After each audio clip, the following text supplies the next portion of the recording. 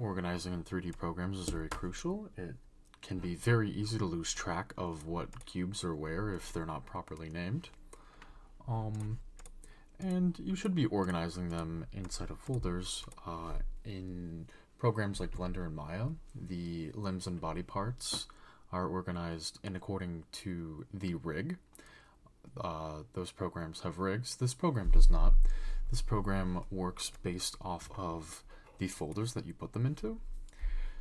So this program is different in terms of organization. So we'll make this the main body part. Just call this the pelvis. Say that this is the tail beginning, tail mid, and then in this menu we can duplicate it, resize,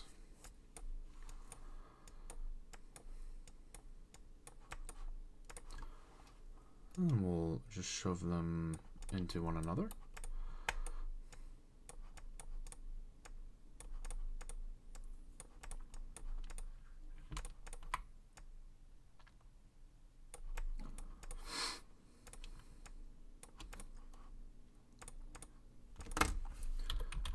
So because this is the tail, we'll just call it the tail folder.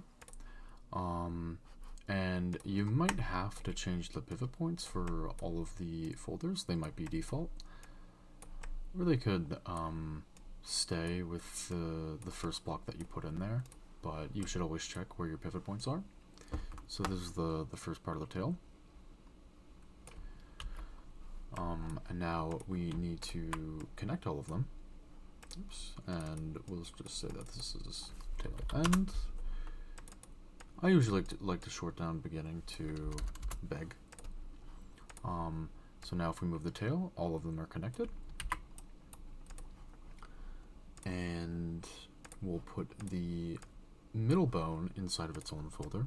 And you can see that, oops, again, pivot tool.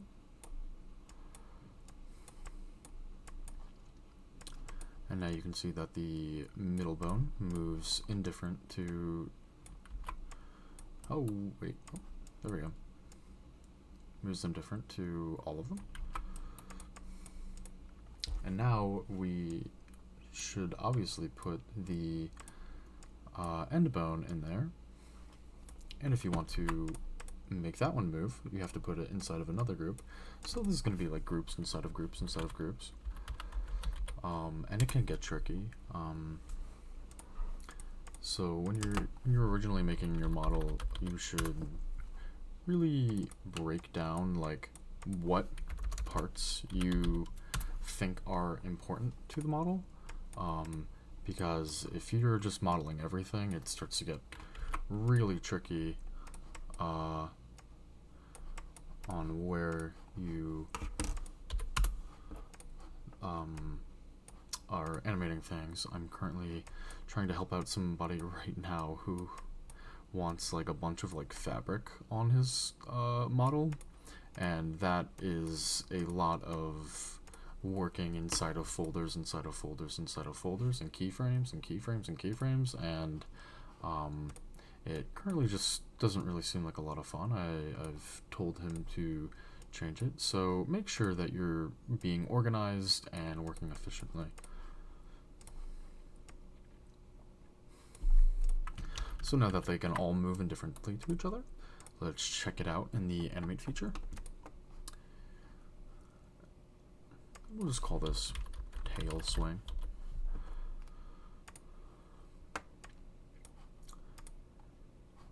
In order to add keyframes, you have to go to the right column and manually select the folder and add the keyframes. So now that they all have keyframes, let's add one for the tail. Add a keyframe. And it might work where it automatically sets up a keyframe. Yeah, it does. Okay. So there's automatic keyframes.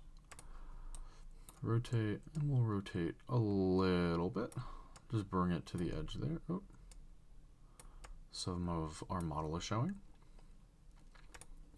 position. Oh, we were working with, so adding new keyframes, at the top over here, you can press this and then now add a keyframe, and now it'll add a rotation keyframe.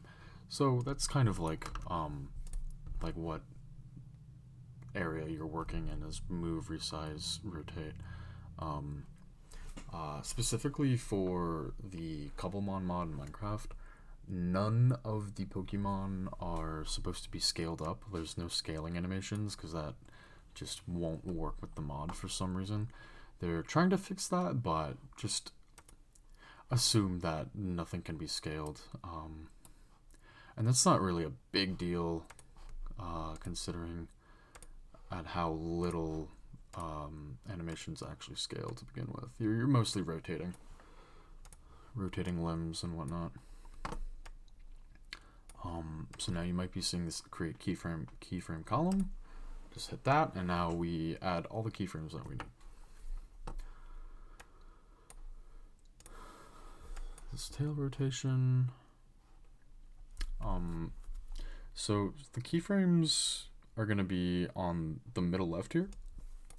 So our previous keyframe was Y10, because I hadn't set up a rotation keyframe. So now I'll hit Y0, and it should, yep, swing just like that. And we'll get some principles of animation going on in here. You'll see that different from the edit menu, the animate menu has no cubes, it's only folders. So when I select something, it's selecting the entire folder.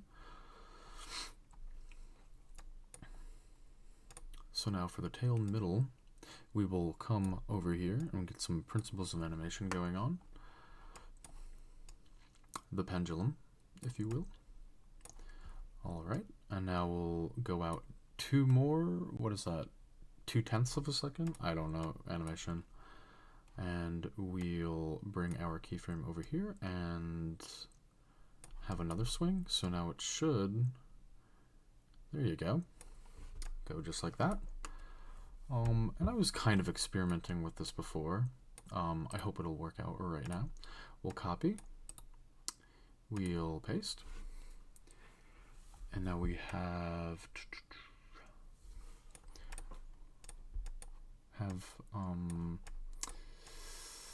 new keyframes, and if we select all of them, we should be able to come over here to flip animation.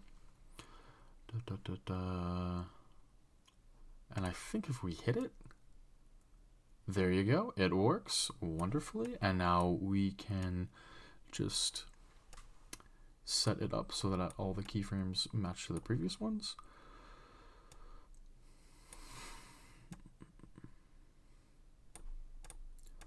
Put this over here, this over here.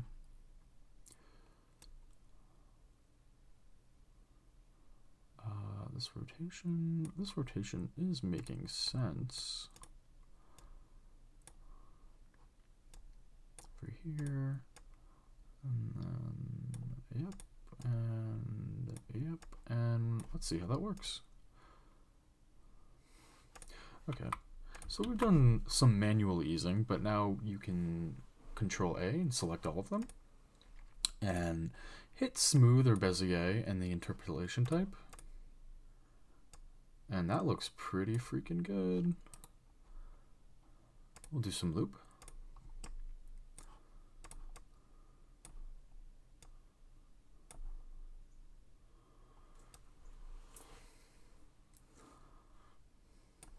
Looking great. Now, these are the default keyframes, so we'll just come over here and paste them.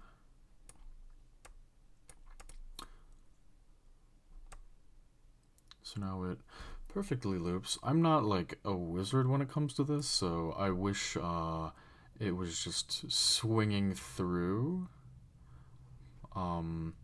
But again, I'm a little unsure. We can play around with it right now and see if it works. If it doesn't, that's not the program's fault. That is entirely my fault. Yeah, it's not a perfect loop. And I don't know how to wizard the keyframe so that it is a perfect loop. But there you go. That's how you organize. So in order to animate, it went from the first part of the limb, the beginning tail, and then another folder for the middle of the tail and the tail end. So